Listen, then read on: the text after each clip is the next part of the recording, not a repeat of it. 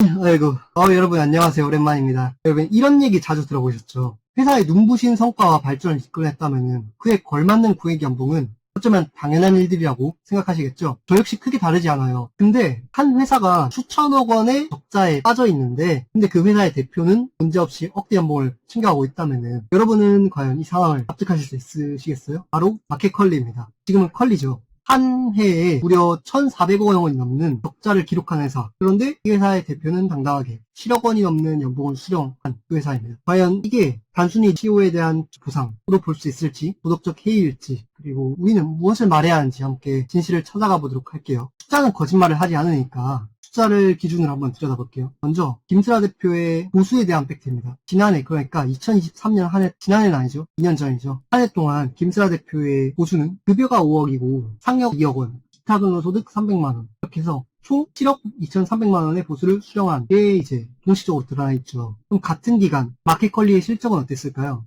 이게 2024년인데 1,400억 원의 영업 적자를 냈죠. 더 나아가서 컬리는 창립 이후에 작년까지만 해도 계속 적자를 기록해왔거든요. 그 작년까지 적자를 기록해왔는데 그 사이에 연봉은 7억 원을 받은 거죠. 누적 적자만 해도 8천억 원에 달했거든요. 좋은 희망적인 소식이 있기도 합니다. 올해 2025년 1분기에는 상사 10년 만에 처음으로 분기 영업 흑자 약 18억 원 흑자를 봤죠. 하지만 이 분기 흑자가 구조적인 흑자 전환이라고 보기에는 누적 적자 규모나 고비용 구조의 새벽 배송 산업의 특성을 고려했을 때 아직은 갈 길이 멀다는 평가가 지배적입니다. 그럼 여기서 우리는 이런 질문을 던질 수밖에 없습니다. 일각에서는 회사가 성장 단계에 있다면 적자는 전략적인 선택일 수도 있다 라는 주장을 펼치기도 합니다. 실제로 마켓컬리 측에서도 효율적인 비용 집행을 통해서 수익을 개선하려 노력하고 있다고 말하고 있고요. 하지만 적자가 과연 전략적인 선택이었는가 아니면 경영진의 관리 실패였는가 여러분은 어떻게 판단하시겠습니까? 대규모 투자를 유치해서 몸짓을 불리는 과정에서 어쩔 수 없었던 일인지 아니면 대표가 억대 연봉을 받는 와중에 개선되지 못한 경영 실패인지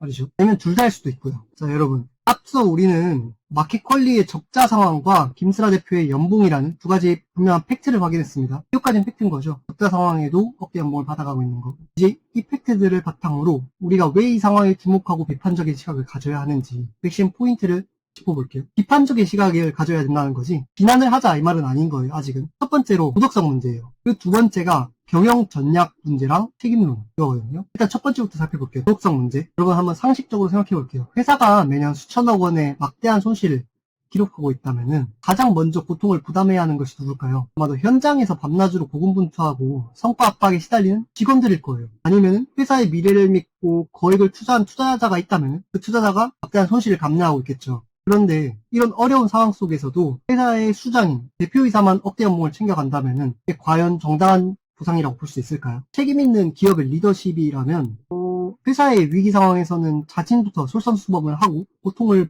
분담하는 그런 모습을 보여야 한다는 게 사회 통념이잖아요. 그런데 적자의 무게는 직원과 투자자들이 나눠지고 그 와중에 대표의 주머니만 두둑해진다면 이거는 기업 윤리나 리더십의 도덕적 해이라는 비판에서 좀 자유롭기 힘들 거예요. 회사가 힘들 때 대표가 가장 먼저 위기를 극복해야 한다는 말 이게 좀 무색해지는 게 아닐까. 과연 대표의 보수는 회사의 실적 특히 직원이랑 투자자가 체감하는 성과와 연결돼야 되지 않을까요? 두 번째가 경영 전략 문제랑 책임론 말씀드린 여러분도 잘 알다시피 마켓컬리의 주력 사업인 새벽 배송은 시작부터 구조적으로 엄청난 비용을 발생하는 그런 산업이거든요. 왜냐하면은 마켓컬리는 신성식품 유통업체잖아요. 지금은 뭐 다른 것도 하는지 모르겠는데 신선식품이라는 것 자체가 시원하게 변질되지 않게 온도를 유지해야 되기 때문에 이게 모든 과정에서 온도를 시원하게 유지해야 되니까 그런 거 아시겠지만 콜드체인이라고 하거든요. 인건비뿐만 아니라 이런 콜드체인 비용 단순히 매출만 늘린다고 해서 숫자로 전환하기가 극히 어려운 그런 사업 모델이라는 분석이 지배적이거든요. 수많은 투자금을 유치하고 기업 공개까지 시도했는데 결국 무산되었던 그런 배경에는 시장이 컬리의 수익 모델과 성장성에 대해서 여전히 좀 회의적인 시각을 갖고 있다는 그런 점도 무시할 수 없습니다. 이것처럼 사업의 본질적인 그런 고비용 문제를 해결하지 못하고 오랜 기간 적자가 계속된다면 과연 그 경영을 이끈 대표의 억대 연봉은 어떤 근거로 정당화될 수 있을까요? 어쨌든 회사가 위기라면서 리띠를 졸라매는 데 보이는데 정작 경영진은 보수가 줄지 않는다는 그 사실은 고객의 신뢰를 무너뜨리고 브랜드 이미지에 심각하게 훼손이 갈 수 있겠죠. 뭐 이걸 떠나서 한동안 뭐 네이버가 인수했다. 네이버가 10% 인수한다 라는 말이 있는데 이건 지금 사실이 아니거든요.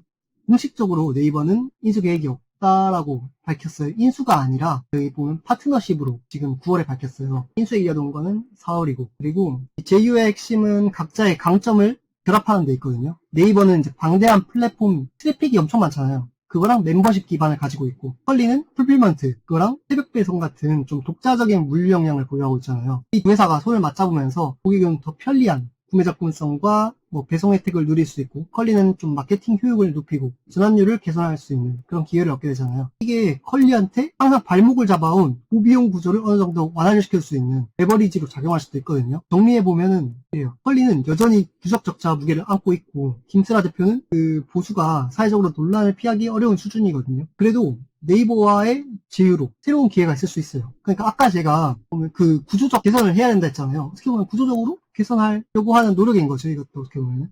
결국 중요한 건 숫자잖아요. 제휴 효과가 실제로 매출 전환율이나 물류 효율 개선으로 이어질지, 그리고 분기 흑자가 일시적인 이벤트가 아니라 구조적 전환으로 자리 잡을지, 향후 평가가 핵심 기준일 거예요. 여러분 어떻게 생각하세요? 적자 속에서 고액 보수, 그리고 네이버와의 제휴. 이게 컬리의 도약을 위한 발판으로 보시나요? 아니면은 투자자랑 고객이 납득하기 어려운 모순으로 보시나요? 댓글로 여러분의 의견을 남겨주세요. 이상입니다.